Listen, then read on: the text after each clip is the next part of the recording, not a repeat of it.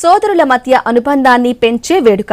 అయితే రక్షాబంధన్ రోజున వృక్షబంధన్ ఎందుకు జరుపుకోకూడదు అంటున్నారు వన సంరక్షకుడు దైద వెంకన్న. మహబూబాబాద్ జిల్లా కేంద్రంలోని ఇంద్రనగర్లో 17 ఏళ్లుగా వృక్షబంధన్ నిర్వహిస్తున్నారు.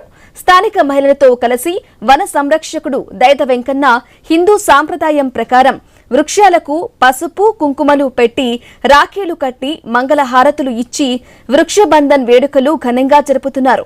వృక్షో రక్షితి రక్షితః అనే నినాదంతో ప్రతి ఒక్కరూ మొక్కలు నాటి పర్యావరణాన్ని రక్షించాలని దైద వెంకన్న కోరారు.